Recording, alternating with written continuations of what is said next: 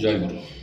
জয়। আচ্ছা, শুনেছি শিক্ষার উদ্দেশ্য চরিত্র গঠন করা, অথচ আজকাল দেখছি সেই ভালো ভালো ছাত্র হোক, ডিগ্রিধারী, বড় বড় চাকরিধারী, ওই চরিত্র ঠিক নেই।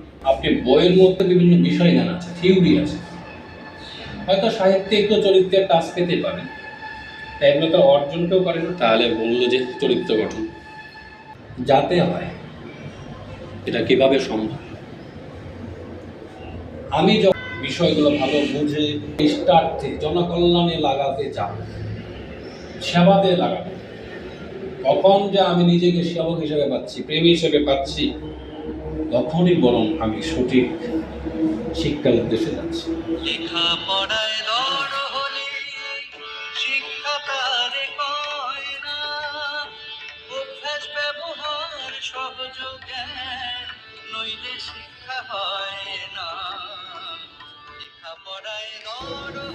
কিন্তু আমি যদি নিজেকে এরকম নিজের মধ্যে বেড়ে না উঠলাম হত্যায়, তাহলে জানবো আমি শুধু জেনেছি।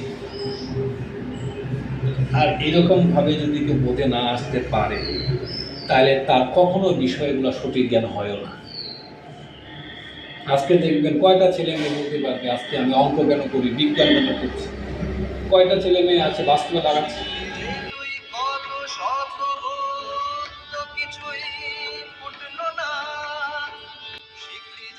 যতদিন না পারবে ততদিন তার কোনো কাহিনীটা জ্ঞান।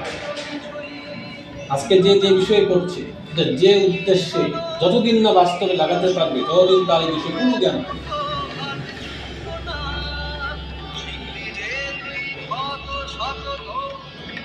আর তারাই একমাত্র এই অহংকারের শিকার, তারাই ঠিকঠাক ভালো পড়াইতে পারে না, তারাই ছাত্রের ভক্ত।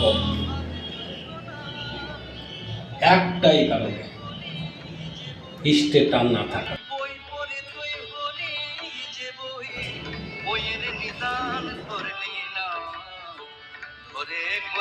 দেখেন, আমি যখন জিনিসটা কোথাও লাগাবো তখন অবশ্যই জিনিসটা বুঝতে চাব,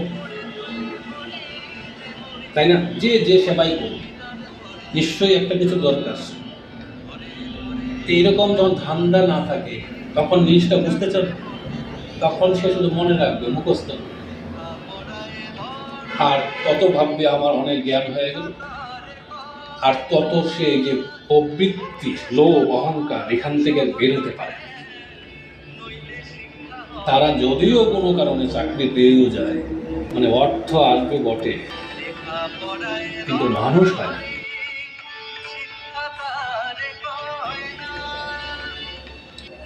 মানে দেখবেন না, অনেক ডাক্তার হইল দেখবেন হয়তো সেবা করে না, গরিব একটা মানুষের প্রতি স্নেহ নাই, বাড়িতে হয়তো বাবা মার প্রতি, বড়দের প্রতি, মানুষের প্রতি শ্রদ্ধা ভক্তি কিছু নাই, নিশ্চয়ই মানুষ হয় না। তারা অ্যাকচুয়ালি সত্যিকারের জ্ঞান বা সত্যিকারের যে বিষয়গুলো কাজে লাগাবে এরকম ভাবে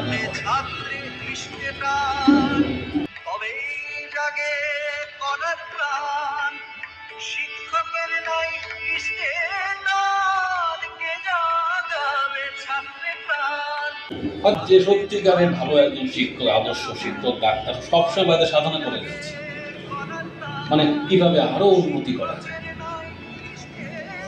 এই জন্যই বলছি, যখন কেউ ইষ্টার্থে যেতে পারে তখন তার সাধনা থামেই। এইভাবে নিরন্তর ভাবে যখন আমি জীবনকে পাচ্ছি তার দিকে ছুটে, তখনই সত্যিকারের শিক্ষা হইল, তখনই বড় প্রবৃত্তিগুলো ওই দিকে চালিত হয়। এটাই শিক্ষার উদ্দেশ্য। এখনকার ছেলে মেয়েদের দেখেন পড়াশোনা একদম উচ্ছৃঙ্খল হয়ে যাচ্ছে, তাদের উদ্দেশ্যে কি? হ্যাঁ, অবশ্যই দরকার চেতনা, অবশ্যই দরকার তাকে অনুসরণ করার জন্য, তাকে পাওয়ার জন্য দীক্ষা নেওয়া দরকার। ঠাকুরকে এই জন্য বললেন যে 12 বছর বয়সে দীক্ষা নেওয়া দরকার, যাতে আগের থেকেই যাতে জীবনটা বুঝে যায়, প্রবৃত্তিগুলোকে ওই দিকে চালনাটা, অভ্যাসটা করে করে একটা সংস্কারকে। অবশ্যই বাড়িতেও এমন সংস্কার থাকা দরকার, আচার ব্যবহার এগুলো আমরা বাড়িতে শিখবে।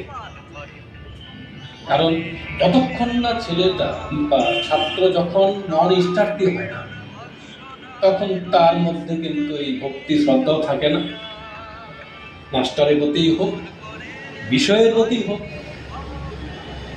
যার ফলে তারা আর কিছু করতে পারে না। কারণ এই যে লক্ষ্য মতো নাই।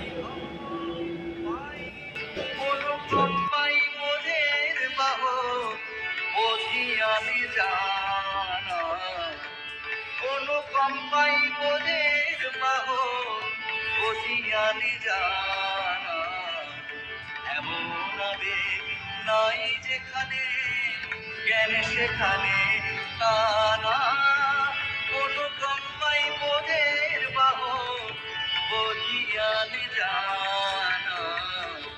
এমন আবেগ নাই যেখানে জ্ঞান সেখানে কানা, লেখা পড়ায় গড় হলে শিক্ষা তার কয় না, অভ্যাস ব্যবহার সহজ জ্ঞান নইলে শিক্ষা হয় না।